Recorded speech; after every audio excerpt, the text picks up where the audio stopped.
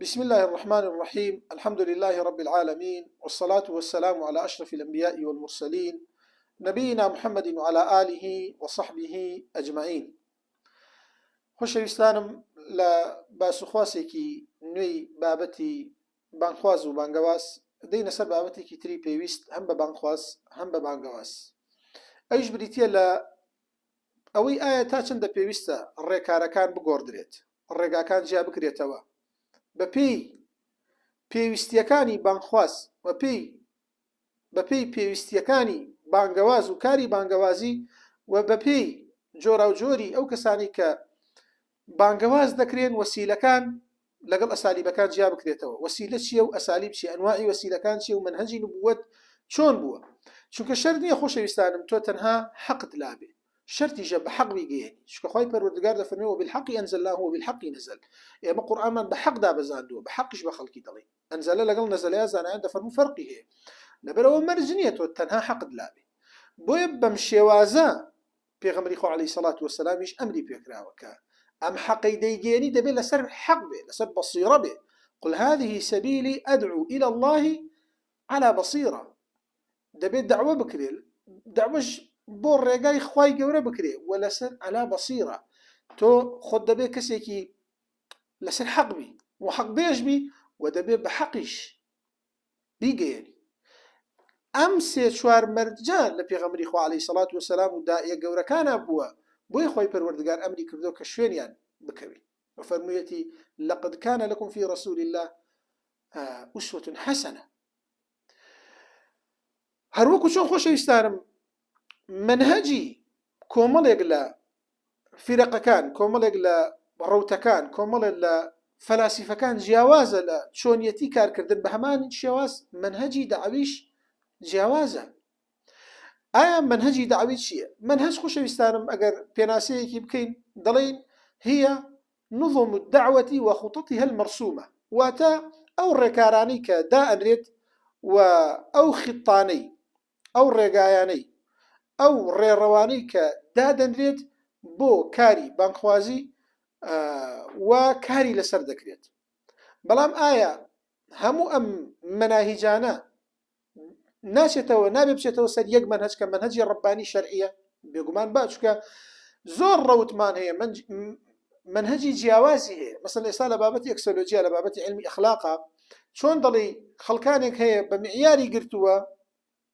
ئەخلاق بەهۆی عەقڵەوە هەڵسەنگێنرێت، وەکو ئەفلاتۆن، وەکو ئەرستۆ، وەکو دیکارت، وەکو کەمێکیش کانت. خەڵکانێکمان هەیە مەثەلەن دەڵێ ئیجتیماع دەبێ هەڵی سەنگێنێ، کۆمەلگا، اجتماعێکی وەضعی وەکو ئۆگستۆن و دۆرکایم و غەیری ئەوانیش لە فەلاسیفەکانی ئەوروپا دەڵێن. خەڵکانێکمان هەیە دەڵێ نا، دەبێت ضەمیر بیجوڵێنێ، ضەمیر بیدۆزێتەوە ڕاستی و دروستی، ضەمیریش وجدانیش هەڵی سەنگێنێ، وەکو بیتڵەر دەڵێ، وەکو غەیری ئەویش لە فەلاسیفەکان. خەڵکانێک دەڵێ دەبێت واجب و پێویستی دای بنێ، وەکو کانت دەڵێ. خەڵکانێکی تر دەڵێ نا، دەبێت منفعەی عام بێ، وەکو بنثام دەڵێ. خەڵکانێکی تر دەڵێ دەبێت شەرع بیجوڵێنێ، بەڵام ئەم شەرع ئەم بابەتانەی هەمووی تایە، هەموو ئەم منهەجانەی تایە، هەموو ئەم ڕێڕەوانەی تایە. بە هەمان شێواز منهەجیش کاتێک دەوترێت منهەجمان هەیە عاتیفیە، منهەجمان هەیە فکریە، منهەجمان هەیە عەسکەریە، منهەجمان هەیە عەقلیە. ئەم منهەجانە هەر هەمووی هەر یەکە و بە شێوازێک بانگەشە دەکات. ئیسلامی دروست، بانگەوازی دروست دەوێت داگرندە بێ بەسەر هەموو ئەم نەوعانە. تەنها بە عاتیفە بانگەوازکەی هەمیشە سەرکەوتوو نییە، تەنها بە شێوازێکی هەزری بجوڵیتەوە، تەنها بە شێوازێکی عەقلی بجوڵیتەوە، عەتفی لەگەڵا بەکار نێنی، تەنها بە شێوازێکی قووە و عەسکەری بجوڵیتەوە، ڕەحمی لەگەڵا بەکار نێنی. هەمووی تووشی هەڵدێر و تووشی بەفیڕۆدانت دەبا. هەموو ئەو فیرەقانی لەناو عالەمی ئیسلامیە جوا بوونەتەوە لەبەر خاتری ئەوە نییە کە حەقیان لا نییە، لەبەر خاترەوەی تەنها دەستیان گرتووە بە یەک ڕێگا، یەک بابەت، یەک حەقیقەت، یەک شێوازی خەتی ناو ئیسلام گیراوە. ئیسلامی شامل، ئیسلامی کامل، ئەوەی هەموو بابەتەکانی تیابێ. بە هەمان شێواز، شێوازی دەعویش دەبێت داگرندە بێ بەسەر هەموو ئەم بابەتانە. سەیری ژیانی پێغەمبەری خوا بکەین صلی الله علیه وسلم. خۆشەویستانم، جارێ ئەساسی داوای پێغەمبەری خوا عەلەیهی سەڵات وسەلام وەکو ئیبن قەیم دەفەرمێت لەسەر 5 ئوسوس داوای کردووە. یەکەم نبووەت، سەرەتای پێغەمبەرایەتی، دووهەم ئاگادارکردنەوەی کەسە نزیکەکانی، سێهەم ئاگادارکردنەوەی قەومەکەی، قەوم جیایە لەگەڵ عەشیرەت. ئێمە هەمومان قەومی کوردین بەڵام عشیرەتمان جیاوازە بۆیە پێغەمبەری خوا عەلەیهی سەڵات وسەلام لە عشیرەتی خۆیەوە لە خزمە نزیکەکانی عشیرەتەکەی دوایی لە قەومەکەی ئەم جارە دوایی ئینذار قەوم ما ئەتاهم من نەذیر تەواوی عەرەب کە پێشتر ئاگاداریان بۆ نەهاتووە ئەو جارە دوای ئەوە تەواوی بوونەوە و تەواوی عالم داعش بەو شێوازە ئوسوسەکەی دەبێت دەست پێکات لە خۆیەوە لە ماڵ و منداڵیەوە تۆ بانگەشەیەکی زۆر دەکەی بێ ئاگابی لە حاڵی خۆت لە ماڵ و منداڵت لە کەسوکارت لە براو خوشکت تۆ مۆمێکی سوتاو دەردەچی ڕۆشنایت بۆ خەڵک هەیە بەڵام خۆت دەسووتێری دەبێت لەوانەژەوە دەست پێ بکەی پێغەمبەری خوا عەلەیهی سەڵات وسەلام دەستی پێ کرد دوای ئەوە بەو تەدەڕوجی کە پێغەمبەری خوا عەلەیهی سەڵات وسەلام ڕۆی ئەی وەسیلەکان چۆن بگرمە بەر ئەو وەسیلانی پێغەمبەری خوا عەلەیهی سەڵات وسەلام کە لەو زەمانە بەرپای کرد ئێوە هەمووتان بیستوتانە کاتێک کە لە مەکە بوو دیارە سەرەتای داوای سڕی بیستوتانە دوای ئەوە داوای هیجری لە دوای ساڵی سێهەم لە دوای ئەوە دەستکرا بە هیجرەت دوای بە عەقەبەی یەکەم کە لە ساڵی دەیەما بوو دوای دووەم کە لە ساڵی سیانزەیەما بوو بە چەند شێوازێکی تایبەت پێغەمبەری خوا عەلەیهی سەڵات وسەلام لەناو مەکە بانگەشەی دەکرد ئەمجا شێوازی بانگەشەکەی ئوسوسەکانی جیاواز بوو ئەو تەربیە و تەصفیە و تەوحیدە و هەروەها پەروەردەکردنی فەردەی کە لەناو مەکەیە دەیکرد جیاواز بوو لەگەڵ مەدینەیە کە پەروەردەی ئیجتیماعی بوو چونکە شێوازی بانگەوازی پێغەمبەری خوا عەلەیهی سەڵات وسەلام وەکو زانایان دەفەرمون بە هەمان شێوازی مەکە نەبوو لە مەدینە جیاواز بوو لەسەر چه ئەساسێک بوو ئەوە مەکە هەمومان بیستومانە لەسەر سێ ئەساس بوو بەڵام مەدینە لەسەر چەند ئەساسێکی جیاواز بوو یەکەم ئەساس پێغەمبەری خوا عەلەیهی سەڵات وسەلام تەسیسی ئیجتیماعی کرد مەکە تەسیسی فەردی دەکرد بەس لە مەدینە ئەم فەردانەی هەیە دەبێ بزانی بۆ کوێیان دەبێ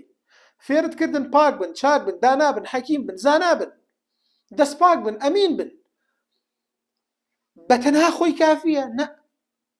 دەبێت فێریکەی چۆن خەڵک فێر دەکا دەبێت تێگەێنی چۆن خەڵک تێدەگا دەبێت تێگەێنی چۆن پێ بگا خەڵک پێ بگەهێنێ بۆیە پێغەمبەری خوا عەلەیهی سەڵات وسەلام ئەم فەردانەی دروست کرد بەڕەڵای نەکردن نا تەسیسی ئیجتیماعی کرد برایەتی خستە نێوانیان مهاجر و ئەنساری نەهێشت لەگەڵەوەیە ئەوس و خەزرەجی نەهێشت مهاجر و ئەنساری کرد بە یەک دوایەوە مزگەوتی بۆ دروستکردن نعمانی کچی شەموس دەفەرمێ والله لكأني أنظر إلى بياض التراب على ركبتي النبي صلى الله عليه وسلم وبطني علي ئێستا سوێن بەخوا کە پێغەمبەری خوا عەلەیهی سەڵات وسەلام دەبینم کە هات بۆ مەدینە دەڵی ئێستایە لە بەرچاومە کە چۆن خەمی دروستکردنی مزگەوتەکەی دەخواست بە دەستە مبارەکەکانی خۆی بەردی هەڵدەگرت ئەوەندە بەردی قورسیشی هەڵدەگرت بەشێکی بەردەکە بەزگیەوە بوو بەشێکی بەردەکە بە ئەژنۆیە بوو بۆیە دەڵێ سپیایی بەردەکان دەبینم بە سکی و بە ئەژنۆ مبارەکەکان ئەم جارە مەرحەلەی دووەم پێغەمبەری خوا عەلەیهی سەڵات وسەلام القضاء على أطراف المؤامرة خەڵکێکی باشی پاکی ئیجتیماعی پەروەردە کرد ئەو تەصفیە و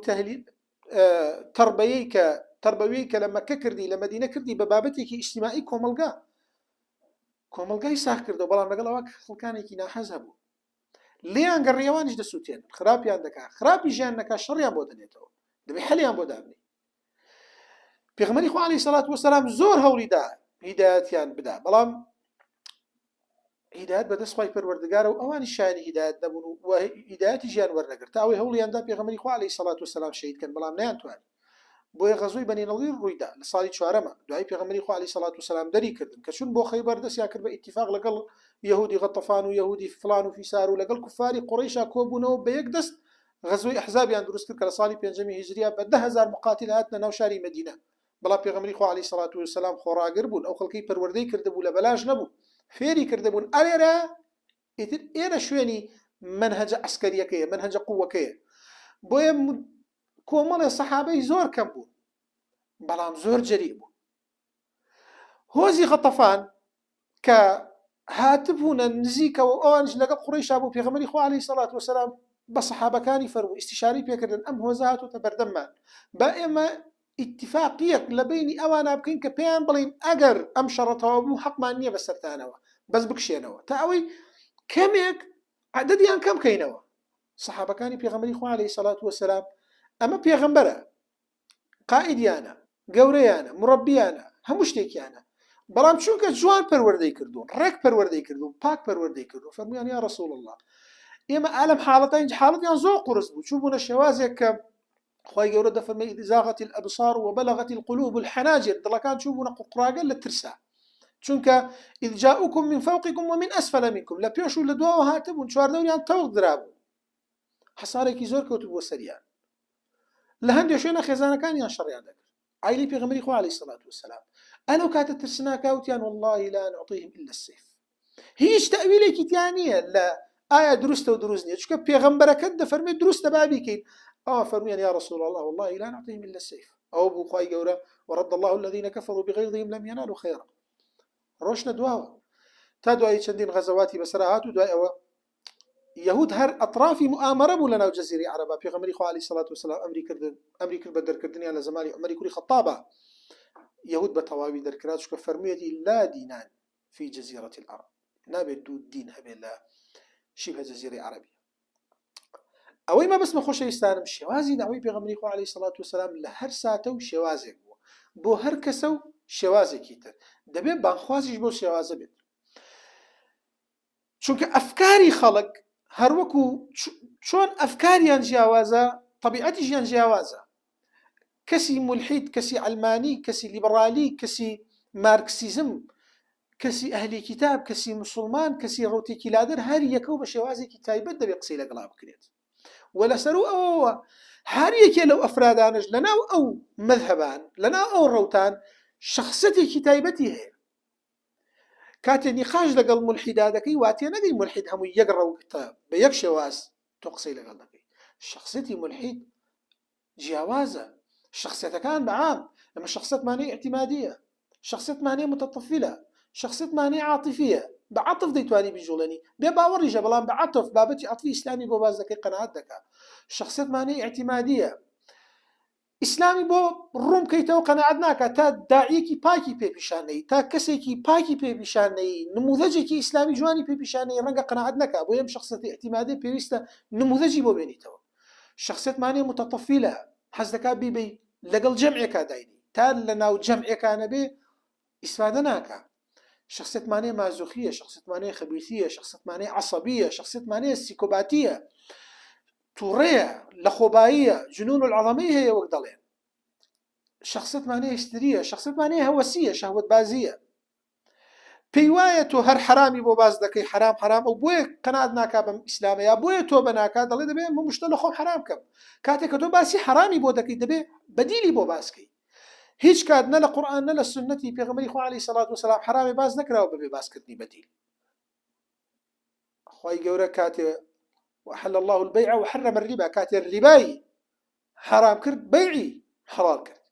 کاتێ کەسێک دێنی باسی ئەوی بۆ دەکەی ئەم بابەتانی تۆ دەیکەی حرامە دەبێت بەدیلی بۆ باسکەی چونکە داگرساندنی مۆمێک باشترە لە نەفرەتکردن لە سەد تاریکی بدیلێک تا خەریک بێ پێوەی کەسی تاوانبار باشترە لەوەی کە زۆر خراپی پێ بناسیێنی لە کاتێکە جاری وایە هەر دەسی ناکەوێت هەر نازانێت چییە پێویستە ئەم کەسە چی پێ بۆ باسکەی بەدیلی بۆ باسکەی ئەم بابەتی تۆ حرامە بەدیلمانەیە لە شریعەتی ئیسلامە ئیسلام هیچ حرامێکی حرام نەکردووە تا عینی ئەو حرامە بەعینی لەذەت حەڵاڵێکی بۆ دانایی بۆیە پێویستە ئەمانی بۆ باسکی تاوی ئەو کەسە هەوەسیە واتێ نەگاتۆ کاتێک بانگەشەی دەکەی بۆ ئیسلامی ڕاستەقینە یان بانگەشەی دەکەی بۆ ڕەوتێکی ڕاستی ئیسلامی لە بابەتی حەز و ئارەزووە پێی وابێ دینی ئیسلام هەموو شتێکت لێ حرامەکەوە بێ دەستگری بە چاوتەوە یاوەکو هەندێک دەڵێن ئێمەی ترەبێت لە چەرمەچۆلەکەیان بژین وانییە ئیسلام فەضایەکی زۆر گەورەیە پێمان پیشان نەدراوە یان نەوتوانیوە بیبینی یان نەبینراوە تەڕح نەکراوە هێنا گەورەیی ئیسلام ئەوەش لەبەر حەجمی گەورەیەتی نەک لەبەر نوقسانی هەر هەمومان ڕاستە گشتدائیەکان ناتوانین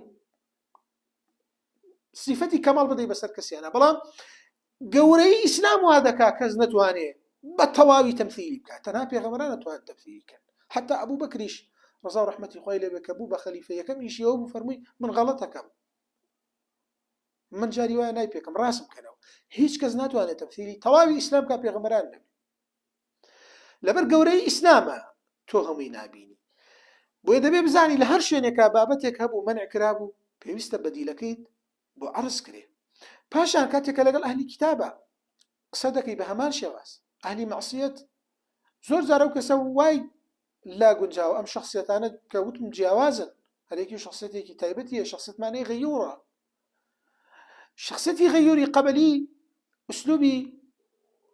هجرەتی بۆ دانی وەکو پێغەمبەری خوا عەلەیهی سەڵات وەسەلام لە ئەثەرا باسی کردەوە کە کابرایەک 99 زەلامی کوش گەڕا بە دوای تەوبا وتیانی ئەویشی کوش بوو بەسڕا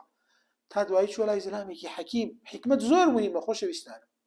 شافعي فرمي لا يدرك الحكمة من عمره يقدح في مصلحة الأهل ولا ينال العلم إلا فتى خال من الأفكار والشغل لو أن لقمان الحكيم الذي سارت به الركبان بالفضل بلي بفقر وإيال لما فرق بين التبر والبقر فرمي حكمة قورترين منتهاي أقلب عن بدس كسيق نايد كخريق نبي بدوزينوي أو لقمان حكيمي تودي بيني ودي ناسي أقر همو تمني خريكي حزو آرزو معلوم من دال بوايا وهي لدهات فرقي تبر وبقلي ندك بويا بيريستا بدوايا بشي تا حكيم بيت هم اكتسابيكي هم كسبي وفطريكي أو أبو كابرا داعيكا وتي لما انتقي خبر درج كابرا كسيكي غيوري عصبيبو كسيك بو كقبولي ندكر شتيك بكري أوي تيانا بي شتێک نەکرێ ئەو بێ ئاگابێ لێ بۆیە ئەم داعیە حەکیمە ئوسلوبی هیجرەتی پێ نیشاندا بڕۆ کۆچ بکە لەگەڵ کەسی ئاهلی کتابە کاتێککە لەگەڵ ئاهلی کتابە نیقاش دەکەی لەناو کتوبەکانی خۆیان سەیری ئوسلوبی قورئان کە چۆن خوای پەروەردگار کتابی خۆیانیان پێ پیشانێ وليحكم أهل الإنجيل بما أنزل الله فيه قل فأتوا بالتوراة فاتلوها استاش لناو أناشدكاني يهودا ناوی پێغەمبەری خوا عەلەیهی سەڵات وسەلام دەهێنرێت فەکیلۆ محەممەدێم هات بە لەفظی ئیسرائیلی محەممەدێم ینی محەممەدی گەورە لە زۆربەی زۆری کتێبەکانیانە لە سفری تەثنیە لە سفری تەکوینە لە کۆمەڵێکی تر لە ئەسفارەکانە باسی جەبەلی فاران کراوە کە لە زۆربەی زۆری قاموسەکانیان هەر هەمووی دەڵێن جەبەلی فاران واتە مەککە کە دەڵێن پێغەمبەرێکی لێوت لە ئینجیلی مەتاوە لە ئینجیلەکانی تریش بە هەمان شێواز لەگەڵ ئەهلی کتابە جاری وایە پێویستە مجادلە بکەیت مجادلە چییە؟ مجادلە واتە المفاوضة على سبيل المنازعة والمغالبة دەتەوێت ڕێک بکەوی بەڵام ڕێکەوتن لەسەر یەکلاکردنەوەی ڕاستیەکانە بۆ کەسێک کە سەرکەوێ قسەی بەسەر کەسێکی ترە بە پێچەوانەی میڕا کە مەسەلەن تەنها ئەوێ مغاڵەتە بکا بە کەسی بەرامبەر و بیخاتە غەڵەتەوە نا جەدەل خوای پەروەردگار ئەمری کردووە کە لەگەڵ ئەهلی کتابە ولا تجادلوا أهل الكتاب إلا بالتي هي أحسن جدليان لەگەڵا بکرێ بەڵام ئەوانیش بەشێکیان هەیە جدل بأحسن وبجوانترين شواز بەڵام بەشێکیان هەیە إلا الذين ظلموا استمكارا كزانان دەفەرمە استثناء واتە ئەوانەی کە استمكارن پێویستە بە جەدەلێک قسەیان لەگەڵا بکرێت کە قووەتی لەگەڵا بێ حتا هەندێکیان دەڵێن سەیفی لەگەڵا کابراوەری ناگرێت ناڵێ بانگەشە بکەی ناڵێ لە وڵاتی خۆتا بە سەلیمی و ئارامی و هێمنی دانیشی دەتکوژێت دەتبڕێ ستەمت لێ دەکا زوڵم لێ دەکا دەرت دەکا تۆ بابەتی ڕۆحی بخوێنی بڵێ خەمی ئەم بابەتانم نییە ناکرێت چونکە ئەوەش لێ منع دەکەن ئەوەش لێ زەوت دەکەن کاتە خۆشەویستانم وەسیلە و ئەسالیب دەبێت جیاواز بێت و هەر شێوازە و بە شێوازێک بەڕێگەی قسەی لەگەڵا بکەیت یان مثلەن کەسی مولحید کاتێک کەسێکی مولحید قسەی لەگەڵا دەکرێت جارێ من یەکێک لەو شتانەی کە بە پێویستی دەزانم دایی بە دوایە بگەڕێ شارەزابوونە لە خودی فکرەکان دوایەوە چۆنیەتی وەڵامدانەوەی لەگەڵ ئەشخاصەکانیانە بۆ ئێمە هەمیشە دیفاعکەین بۆ تۆ هجوم نەکەی بۆ تۆ هەمیشە جمهور بی بۆ تۆ لاعیب نەبی بۆچی کاتێک کە کەسێک پرسیارەکە تۆ حەقتر وایە تۆ پرسیارکەی بۆ کاتێک کە دوو خیار دەداتێ خیاری تر نادۆزیتەوە چونکە زۆربەی خیارەکان کە دەدرێت خۆشەویستانم خستنە سوچە کەسی داهی دەبێت زۆر لێزانێ نەکەوێتە سوچەوە نەکەوێتە سوچەوە دەتوانێت بیتە دەرەوە وەکو شێخ الإسلام ابن تەیمیە کاتێک کە پرسیاری لێ دەکرا هەمیشە لەسەر دوو بابەت کە دوو خیار بوو خیارانەی هەڵ بژار ئایا عایشە باشترە یا خەدیجە هەندێک دەفەرمون عایشە هەندێک دەفەرمون خەدیجە ابن تەیمیە خیاری هەڵ بژار فەرمی خەدیجە بۆ پێغەمبەری خوا عەلەیهی سەڵات وسەلام عایشە بۆ ئومەت ئایا لەیلەتول قەدر باشترە یان دەی ذیل حیجە خياري الله بجار فرمي روجاني ذي الحجة باش لا روجاني ليلة القدر شواني ليلة القدر باش لا شواني ذي الحجة دو الله مني شاكر باشيان فقيري صابر وخياري الله بجار فمن يتقاهما ليه دبرسن خوشويستي حلال يا حرام قناعات ببيك وجيانه دبي بجورك والله مبديتو كأو زاوية أو دايدني نخويتنا أو اختياره وشكار أو اختيارين ينلا لو يخود دربيني لتواي بابتها هزري كان بهمان شواز يعني كاتي هو إثباتي دكا لسروي بلغة بيني تو بوجودي خوات بلغة بينه إشكال ماني بلا خود ببرسيالي لكي بلغة شيء لسر نبوني خوا آياتو قرأي بهمو أسمان كانها تا ببيني خويتي يعني ومزا بيته بهم بلي خوانية زور بابت قالي تركا لچندين شونا بچندين الزنجيرة باس كراوي مش باس ما كردو ودوايا وهندك جار مثلا لعين إيمان دارانا شوازي مخاطبة دبي جواز بي مثلا كاتك محاضرة دبي جواز بي لقل كاتك خطبة ددي كبداخل هندي جار خطبة ومحاضرة يكل كراوة تو كاتك خطبة دبي شن دقيقة كم بيت وكو جابري كروش سمورة فرمي بيغمري خو عليه الصلاة والسلام كان رسول الله صلى الله عليه وسلم بيغمري خو صلى الله عليه وسلم خطبة دريج نذكر دوا إنما هن كلمات يسيرات شن كلميكي بتشوكو كمبو شن كلمة وكلمات لكاتي خطبة ديار خطبة يقنوا عنيها أما بس في خطبة منبرية بحديثة بس خطبة يقنوا عنيها خطبة مانية منبرية جاري خطبة ديني صلاة عيدين مانية خطبة استسقاء مانية خطبة منبر مانية للجمعانة خطبة سياسي مانية خطبة حربي مانية خطبة حفلي مانية خطبة لعرفة يدرا وبيغمري عليه الصلاة والسلام خطبة لشعيرة كان أدرا وخطبة لمناسبة كان أدرا وخطيب دبيت شن كلميكي كم لشن ساتيكي بخد شن وشيكي حماسي ريك بشوازيكي زور دروست بدا بجوي بسرانا كداين شلكيني شنك كاتب خطيب دوتري خطيب كفن ومشافهة الجمهور للتأثير عليهم أو بيناسي خطبة دبي خوي فن لزانينها قام خطيبا لزمان يزول إستاء ولدهاتو جابر دوام دبي إيشكاوي للتأثير عليهم تأثير كاتا سريع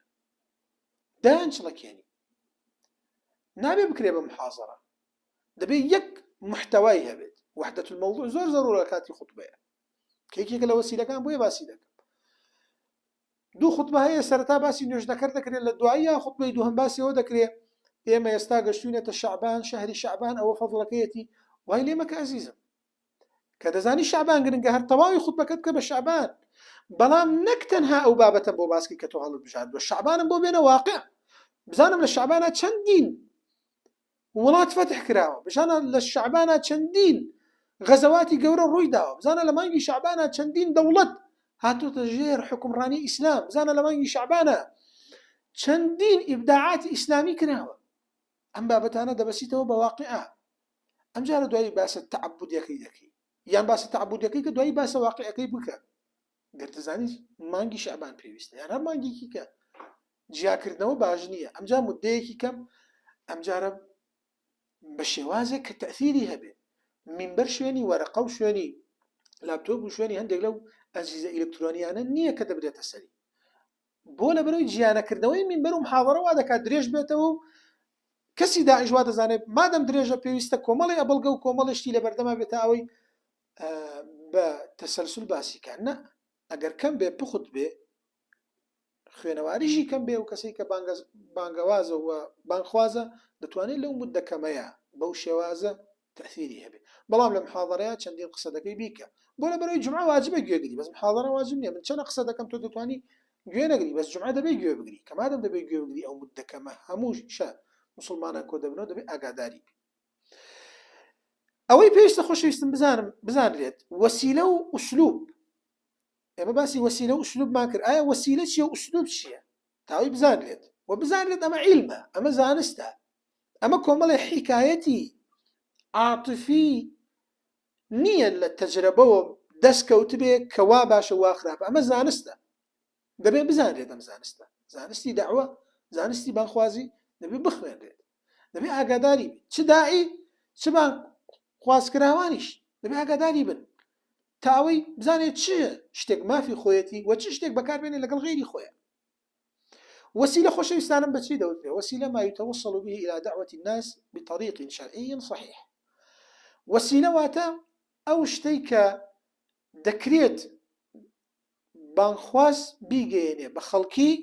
بە ڕێگەیەکی شەرعی دروست. هەر شتێک هەج وسیلەیەک بتگەێنێتە ئەوەی کە هەر شتێک بتگەێنێتە ئەوەی کە بانگەشەکەتی پێڕابگەێنی بۆ بانخوازکراوان پێی دەوترێ وسیلە. ما يتوصل دەبێ وەصلیشی کەی زۆرجار بیگەێنی چکە خۆی گەورە دەفەرمێ وەلەقەد وەصلنا لەهم القول یەکێک لە ئوموری دایەوەیە بڕوات نەک تۆ چاوەڕێکەی بێت لە دەیەکی کۆمەڵی خەڵک نایە واجبە لەسەر بچیتە ماڵی بۆ دانانیش بۆ تێکەڵمان ناوی بۆ لەگەڵمان ناوی نەک تۆ چاوەڕێکەی خوڵک کری دەبێت تۆ خوڵکەکەی چکە تۆ دکتۆری. دوایە خۆشەویستانم أسلوب شيء أسلوب هي الطريقة التي يسلكها الداعية لتبليغ الناس وفق منهج صحيح شرعي أو الرقاكية بالرقاكة كبياي دروا بي دوتري أسلوب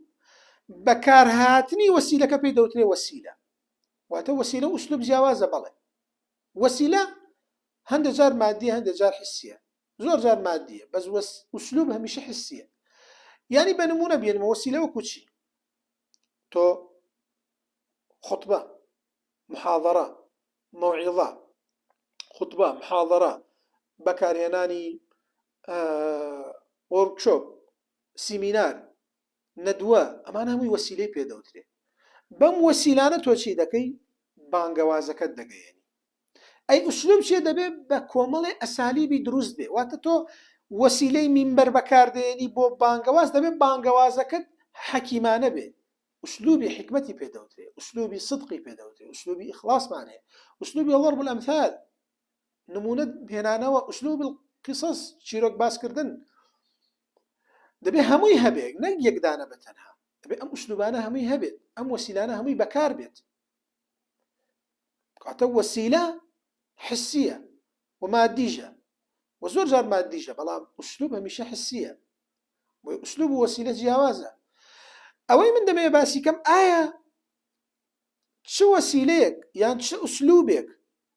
دروستە و چی دروست نیت چکە لەم ڕۆیە مشتومڕێکی زۆرەیە لەسەر بابەتانە مشتومڕێکی چاگەیە لەسەر بابەتان کاتی خۆی ڕەنگە هەر مشافەهە کردن بێت مەسەڵەن کاتێکە لەگەڵ ئەهلی کتابە قسە کراوە بە ئوسلوبێکی جوانی حەکیمانە کێشە لە ئوسلوبەکان نییە زۆر چکە ئەسالیبەکانی کۆن هەمووی بۆ ئێستای تازە دەبێت و هیچ ئوسلوبێک نییە کە لە کۆنا بەکار ئێستەنەی وبهمان شێوە ئەسالی وەسائلەکانی کۆنش بەکار ئێستاە بەڵام کۆمەڵی وەسایلی تازەمان هاتوتە پێش حکمی ئەمانە چییە چۆن بەکار بێت کاتی خۆی لە کاتی مجادلەیە زۆرجار مەسەلەن لەگەڵ ئەهلی کتابە ئوسلوبی نیقاش بەکار هاتوو ابن القيم کاتی نیقاشی ئەهلی کتاب دەکات پێیان دەفەرمێ عباد المسيح لنا سؤال نريد جوابه ممن وعاه إذا مات الإله بصنع قوم أماتوه فهل هذا إله وهل راضوه ما نالوه منه فبشراهم إذا نالوا رضاه وإن سقط الذي فعلوه فيه فقوتهم إذا أوهت قواه أيا أم يك سؤال ماني أي عبادي مسيح جواب ما بنوا إذا مات الإله بصنع قوم أجر خوايك بخ إيشي خلقك وفاتي كردبي بودا وتري خواه أجر إيش دلي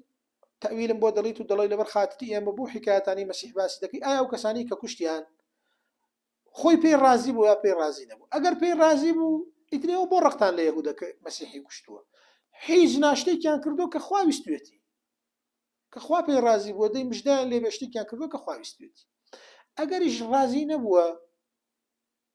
پێی ڕازی نەبووە ئەوە ئەو کاتە قووەتی ئەم کەسانە کە ئەو خوایان کوشتووە زیاترە لە قووەتی خواک شێوازێکی مەنتیقی عەقلی بەڵام وەسیلە ئێستا جیاوازە وەسیلەکان زۆر بوو ئایا ئەو وەسایلانە تا چەندە دروستە و تا چەندە دروست نیە بە شێوازێکی کورد خۆشەویستانم وەکو چۆن لە وانەی ڕابردووە باسیەوە کرا کە مەصالح ضروریە حاجیە تەحسینیە باعتیباری شەرعی یان ملغاتە یان معتەبەرەیە یان مرسەلەیە هەندێک شتمانەیە شەرع باسی کردو هەندێک باسی نەکردو هەندێک باسی کردو کە نابێ بکرێ هەندێک باسی کردو کە دەبێ بکرێ بە هەمان شێوازیش وەسیلە وایە هەندێک وەسیلەمانەیە هەندێک ئوسلوبمانەیە شەرع باسی کردووە کە دروستە جا چ بەوەی ئەمری پێکردبێت چ بەوەی کرابێت پێغەمبەری خوا عەلەیهی سەڵات وەسەلام سەحابەکان بە تایبەتی خولەفای ڕاشیدین یان هەندێک لەو ئەسالیبانی لە قورئان هاتووە هەر هەمووی دروستە بەکارهێنان منبەرە محاضەڕاتە وەسایلەکانی پێغەمبەری خوا عەلەیهی سەڵات وەسەلام بە وەسیلەی حەڵم و بە وەسیلەی عاتفی و بە وەسیلەی ئیجادی بەدائیل و بە وەسیلەی هیجرەتکردن و بە وەسیلەی هەجرکردن و کۆمەڵێ وەسایل و ئوسلوبی زۆری بەکارهێناوە لە ژیانی خۆیدا عەلەیهی سەڵات وەسەلام لە مقابلە هەندێک وەسیلەمان هەیە هەندێک شتمان هەیە حرامە شەرع باسی حرامی کردووە ئەمە نابێ بکرێ بە وەسیلە بە نمونە گۆرانی